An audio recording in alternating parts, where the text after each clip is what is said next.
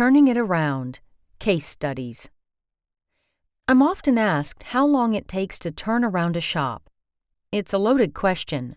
Turnaround tour coaching works with shop owners to help them recover, refuel, and take their businesses to the next level. But there is always going to be a next level. Or there should be if you plan to stay in business. What usually happens then is a long-term relationship. The learning, the goal setting, the networking. It's perpetual. What's most interesting to me that it's never a case of have to. It's a case of want to. Somewhere along the way they realize they need to always be in learning mode and connected to others who are on a similar journey. Once their business is back up and running, they are willing to do whatever it takes to never go in reverse again. Not because they are fearful, rather they want to keep their businesses healthy and thriving. I want to focus on 3 case studies in particular that illustrate the benefits of this approach. Their names have been changed to Fred, Jacob, and Stan. They've seen good business, bad business, and they've come a long way from where they started. My hope is that you identify with at least one of these scenarios. I've purposely selected 3 cases that have been with us different amounts of time.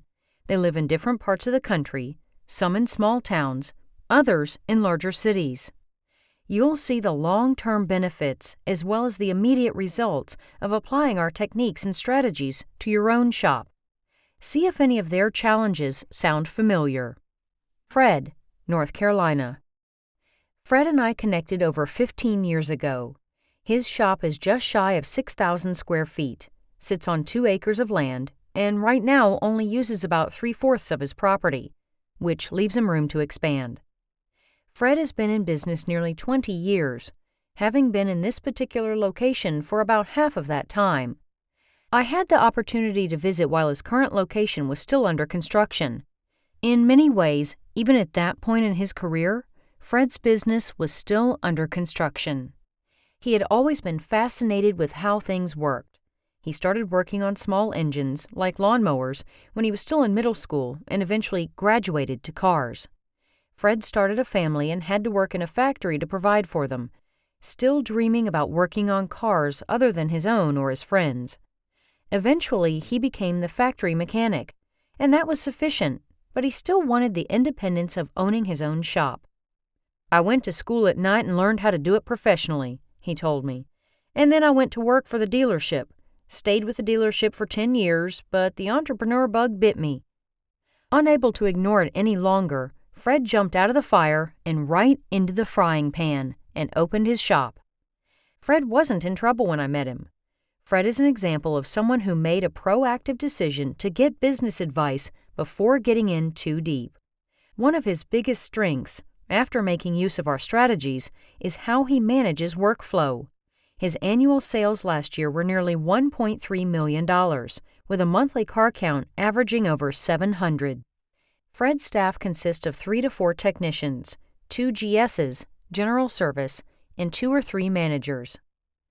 "The ones at the front counter are managers," he explains. "Because if I'm not here or if my general manager is not here, they are in charge. Some folks would call them service writers. I call them managers because that's what they are." Fred makes a valid point. They're mostly managing the workflow, plus some service advising. Fred pays his master technicians on flat rate and the apprentices or general service on an hourly rate. We have to be really careful about what we dispatch to the general service and what we don't dispatch to them, he says. They have to manage that and learn to do it correctly, and at the same time run the board with technician rotation. Expanded hours of operations. In our coaching sessions, we spend a lot of time talking about availability and not restricting your time with customers, and it took a while to get Fred on board with this. Fred's shop is now open from 7 a.m. to 7 p.m. Monday through Saturday. When he started opening on Saturday 4 years later, Saturday accounts for 1/3 of his business. Now, I've already mentioned that Fred wasn't in trouble when I met him, but there was a time when he realized he was not getting the traffic he should have been getting. We've talked about the true cost of doing business, and his business needed to grow because of the true cost of running it. His whole county is over 400,000, and the city in which his shop is located accounts for 75% of that. So realistically, I should have been getting the cars within a 5-mile radius of my shop, but my car count was really low. Fred tried advertising on television, radio, billboards, yellow pages, expensive options, and his car count didn't budge. I have some great television ads. You can still find them online, but they just didn't work. They didn't drive customers here. Direct mail. Fred started using our alliance partner Mudlick Mail direct mail service about 5 years ago, with a commitment to stick with it for a year. You see, a lot of shop owners will give up after a mailing or two and determine that it didn't work. And if you only give it a try for a couple of months, you'll be right. I think that first year we mailed out about 10,000 a month, Fred recalls, and between 3 and 6 months, people started walking in. Now, that resolved Fred's first issue, getting car count. The secondary issue that surfaces from this, however, is whether or not Fred was prepared to handle the uptick in car count traffic when it arrived. While Fred was utilizing Mudlick Mail, he spent time with his staff training the YES, 10-10-10, and SOS principles for his daily operations and standard operating procedures for his shop. That was necessary during those first 3 months and beyond. According to Fred, that's what keeps them coming back. And we never say no to somebody. We don't even look out the door to see if all the bays are full. We say, absolutely, we'll get you right in. And we do. And if we have to push a car out to do it, we do it. Then those folks tell other folks, and those prospects remember the mailer and decide to give us a try. And they do. This shift in perspective, process, and promotion acts like a 1-2 punch. Prospects get the mailer, then a friend relays their personal experience. The prospect recalls having received the mailer, and the result, at least for Fred, has been 120 new customers each month. We've been averaging that for about 3 years now, he explains. It just grows, and it's the only advertising I have ever done that works. 2 major developments. Fred credits his success to 2 major developments that resulted from our consultation: hours of operation and staffing for hours of operation. Those 2 key items allowed the implementation of SOS and 10-10-10 to happen smoothly. He remains flexible with 10-10-10, however, as long as the first thing that you do is check the car out. You don't have to pull it up in the air and drain the oil, and in fact, you just don't drain the oil. You spend 10 minutes looking at that car, under the hood, all the fluids, belts, hoses, etc. Mid-rise, you're looking at the tires, steering mechanisms, and checking the brake system. Then on the full rise, you're looking at the exhaust, oil leaks, and things like that. He is always looking for a safety item and a maintenance item, or both, but we don't overwhelm the customer. We just show them items they need. It may be tires, it may be brakes, and it may be a wheel bearing, whatever. And then you ask, would you like to have this done while your car is in the shop today? Then listen. They'll either say, yes, how much, or no, not today. We have 2 responses for this situation. 1, we usher the customer back into the office to create an estimate. 2, we offer a few alternatives for the client: a ride home or set an appointment to come back tomorrow to get the repairs completed. No matter which answer we hear, we turn to the assigned technician and instruct them what to do next, such as proceeding with the oil service or completing the total vehicle inspection, still practicing SOS. Remember, you need to be paid for what you know, not what you do. Fred offers his expertise, but does so in a no-pressure way and lets the customer make the decision. Going back to Fred's first bit of advice regarding the bay, at that time, if nothing's going on, the technician can proceed with the services ordered, or he can back the car out and bring another one in. It's up to the technician and manager, because the oil service wasn't started. Why handle it this way? Because when you're working on 700 to 800 cars each month, you've got to be fast, quick, and smart about it in order to say yes. So time management is key. Budgeting properly. Fred also recognized the value of budgeting properly, but he admits it's still a work in progress.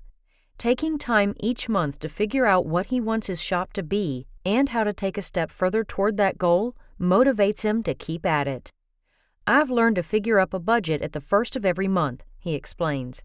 I check to see where I'm at in the middle of the month. Coming to the end of the month, I know where I'm at and where I'm going to be, and it's just something you need to know how to do and actually do as a business owner. The right staff members.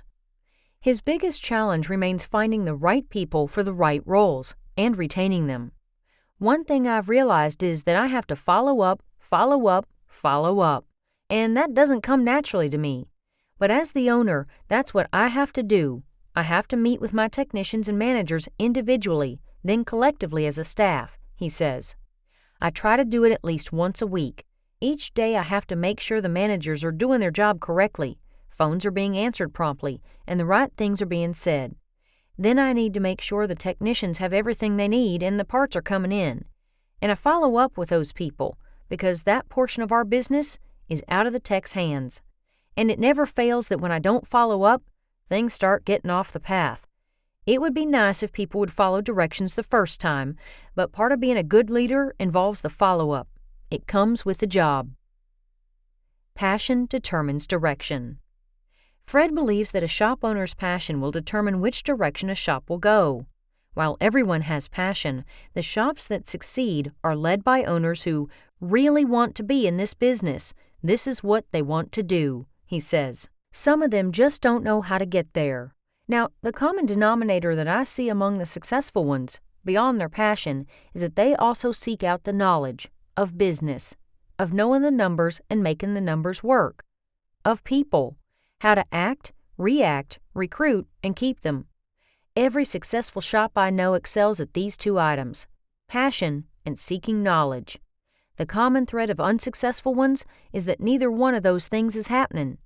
They can tell you what they think the numbers are, but they really don't know. And they got Uncle Joe, Cousin Pete, or somebody unqualified working in the back. They're constantly going through people, and I've been guilty of that too, but that's the reason I sought out the knowledge. And as the successful shop owners seek and learn, they also put it to good use. Let's meet another shop owner with a different set of circumstances. Jacob, Iowa. Jacob and I met during a trade show in Kansas City.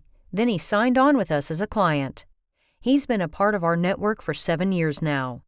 Jacob got into the business at 16 by pumping gas and worked his way up to technician. He worked at several local shops and landed at a small dealership before striking out on his own.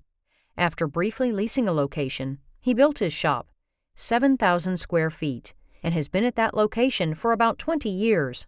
Or as he would tell you, survived. Since teaming up with us, Jacob has seen over $1 million in annual sales consistently each year. His shop consists of 10 bays, 10 lifts, and a monthly car count average of nearly 600.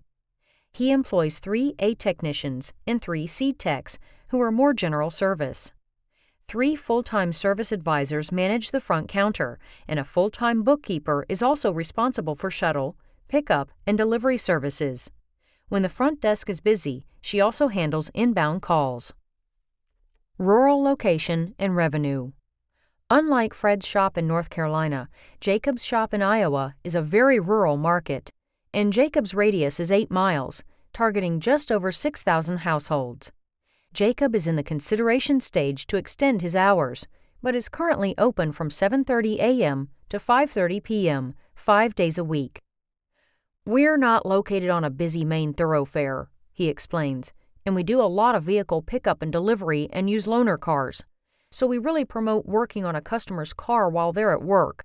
And the big workplaces here in town are not open on Saturday either. So right now, I'm not sure the profits would outweigh the cost of being open on Saturday. But there certainly may be something to gain by doing so at some point. We're just not there yet. With a monthly car count like his, just being open 5 days each week, I'd say Jacob is plenty busy, but maybe close to that Saturday tipping point. It wasn't always that way. When I first met Jacob, his monthly sales average was $60,000, and he would occasionally hit the $70,000 mark. And that was considered a good month. One of the first items on my agenda was to travel to Iowa to work with Jacob and his staff to perform a total market assessment. We reviewed his market population, Jacob's target market, and his competitors. I remembered telling him that the best he could probably do would be about $75,000 a month, tops.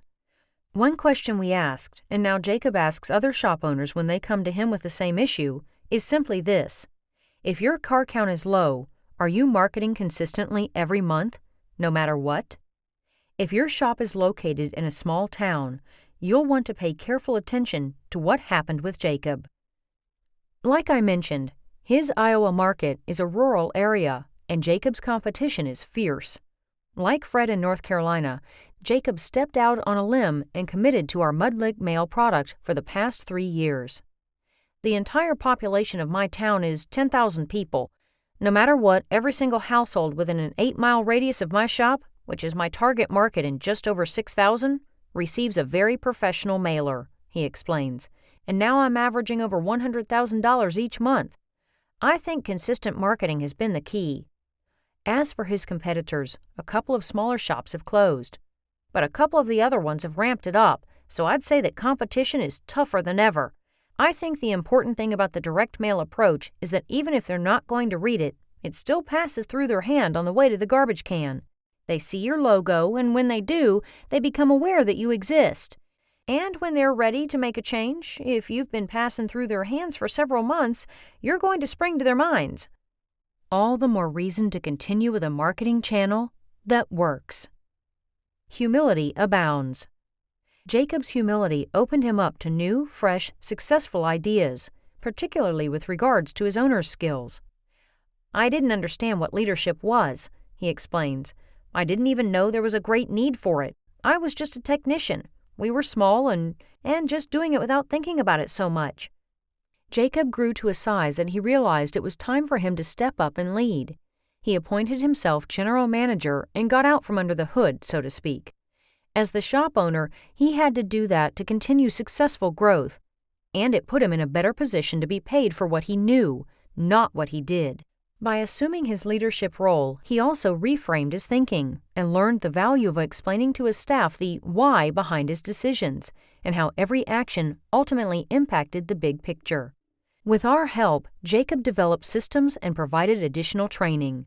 And like Fred in North Carolina, he oversees weekly staff meetings to revisit, modify, or upgrade what they're doing to keep the shop on a path for continuous improvement. Now, Jacob did not get his staff's buy-in overnight. The reality is, they are still working together to achieve a smooth-running shop. This included cycling through a few technicians before landing on the right ones. Jacob employs a very interesting approach to recruitment. He calls the technicians he knows from other shops to see if they are ready to move on. If I advertise, I rarely get any real technicians responding, he says. I get people, but not technicians. He is very careful, however, not to overstaff his shop. Obviously, it's a balancing act because when you're short-staffed, everyone is overworked. But when you overstaff and people are running out of work, they don't like that either.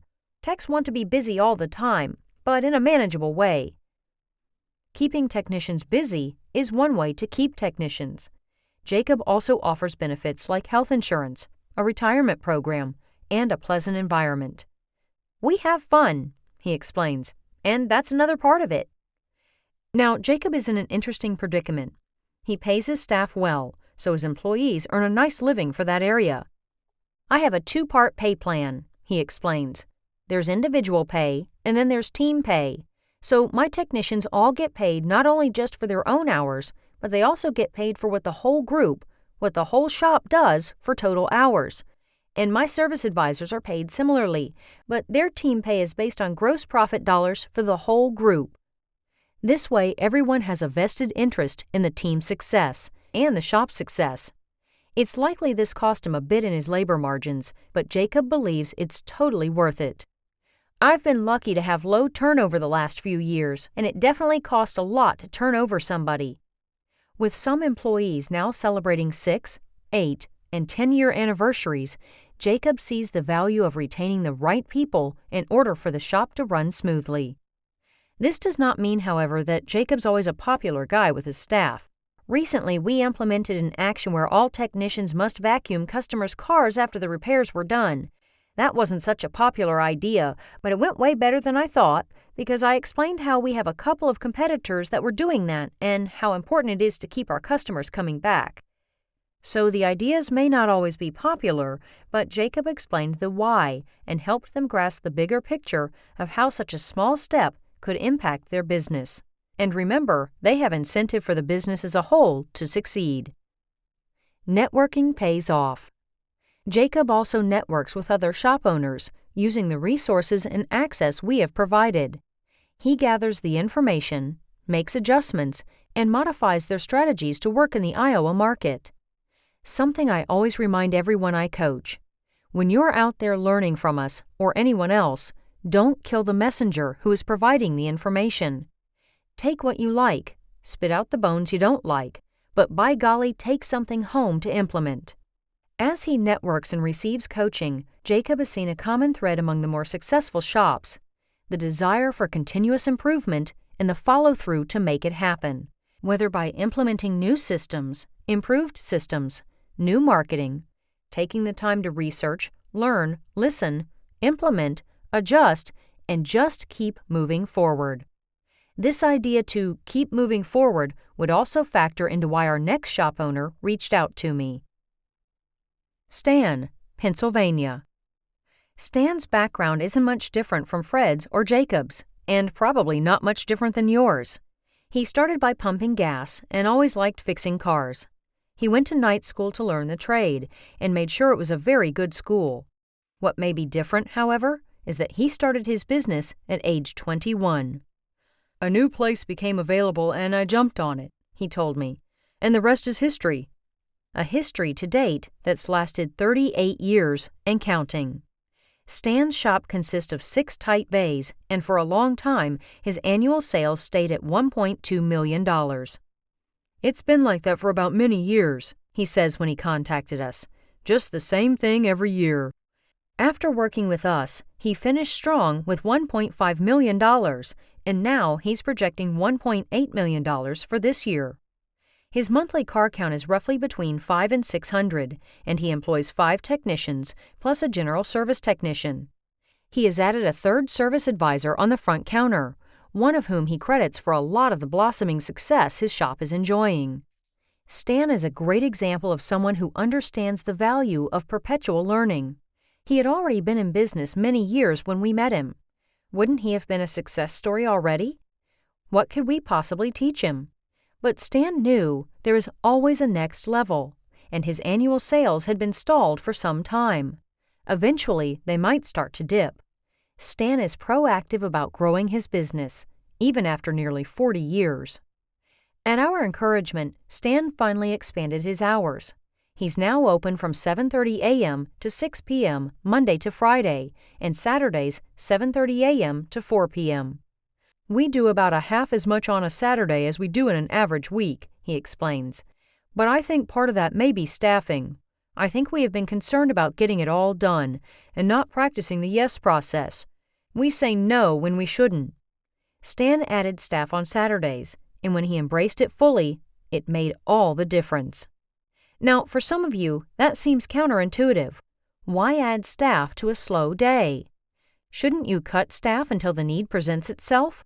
Well, if you're planning a family, do you move from a 2-bedroom house into an efficiency or studio apartment?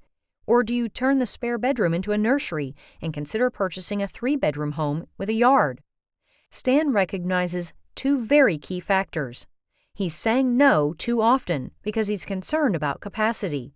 The answer then is to make room and make arrangements. Stan wants to implement the yes process to its fullest extent. If he were to do this without adding staff on Saturdays, he'll wind up with angry customers and 0 customer retention. What works? All of our strategies for increasing your profit by $4,000 plus each month are intended to work together. When you expand your availability and staff to accommodate the 10, 10, 10 and SOS, you can implement the yes process to its fullest extent and utilize direct mail to your market potential. But getting your staff on board is mission critical. Stan falls in line with Jacob's point about continuing to find ways to improve. After being in business for decades, Stan clearly enjoys success, but he admits that it wasn't until he actually took control of his situation that things really took off. He had 2 excellent service advisors on the front lines who did all the right things for his customers, but we couldn't grow because they spent a lot of time and energy telling people that we can't do it today, maybe tomorrow, or we'll do the best we can, and that was like telling them no. Then his potential customer would leave and find another shop to handle his car. And any time you allow a customer to do that, you run the risk of losing them forever. Painting the right picture. Stan knew they had to start saying yes. And I finally painted the right picture to help them understand why. I hired the 3rd service advisor, and things just exploded. For the past 15 months, Stan has enjoyed anywhere from a 30 to 50% increase in sales, month by month, from the previous year. One of the challenges we ran into previously was that the service advisors didn't want to upsell or cross-sell because they weren't sure the technicians would be willing to stay and finish it. Stan explains. Now we're staffed with technicians, we have the correct amount of help on the front counter, and we're just saying yes. Everybody understands now why we're saying yes, and it's just working very well. So well, in fact, that between January and April, he enjoyed monthly sales between $130,000 to $184,000, a steady increase, even though February and April are shorter months. Everybody's actually on board, driving the bus in the same direction. It's all about saying yes. Unlike Fred or Jacob, Stan's problem wasn't whether the phone was ringing. It was hearing his service advisors delay service to customers. All the money I'd spent getting the phone to ring, and then we never got the car in the shop. Everything changed once he implemented the YES process, SOS, and the right staffing, and his numbers continued to climb. 2 challenges remain for Stan. He is trying to rotate off of being the go-to guy and instill more initiative in his staff. In order to do this, however, he has to make time to train, mentor, and coach them on a weekly basis.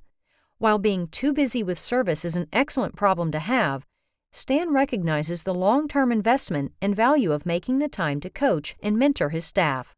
He also underscores Fred and Jacob's common denominators of successful shops: passion, knowledge, and implementation.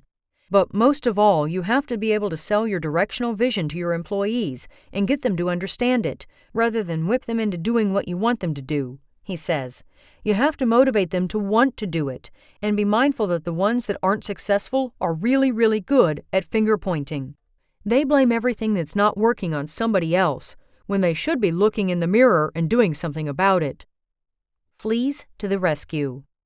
Search How to Train Fleas online and locate a video demonstrating how to train fleas. Yes, fleas. Observe how they are placed in a jar, and once the lid is on, they keep jumping up and hitting the lid. Notice what happens when the lid is removed. The fleas won't jump any higher than where the lid had been. What does this have to do with management and leadership? Sometimes as business owners, we do the same thing. We claim to want our employees to show more initiative, but at the same time, we turn a blind eye to our willingness to relinquish control. When you always have the answers to their questions, you are conditioning them to continue to come to you for answers. Part of instilling initiative in our employees means relinquishing our control and accepting that they will not always get it right or do it exactly the way we would have done it. But it may also mean that they may devise a better method or surprise you in some other way. Which brings me back to the question I'm often asked: how long does it take to turn around a shop? As long as it takes for you to raise the lid. Let your staff jump higher than they've been jumping, and let them succeed too. Takeaways. What we teach works in all size and shape markets. Expanded hours expands revenues. Direct mail drives the phone to ring. Right staff members is mission critical. Leadership is the driving force for improvement. Paint the right picture for your team to buy in. Gary's Golden Nuggets. Speed of service, SOS, doesn't mean to fix the cars really fast. It just means that you respond to customers immediately and getting that car in motion just as fast as humanly possible, whether it is a broken car or an oil change process. 10, 10, 10, SOS, and YES process are effective strategies no matter what the age or financial condition of the shop, and they work in tandem. To implement the YES process, you must make room and make arrangements. Getting your staff on board with these strategies is mission critical. You must resolve that you won't always be the most popular guy when decisions are made. Keeping technicians busy is one way to keep technicians. It is more cost-effective to keep a good tech than to train a new one.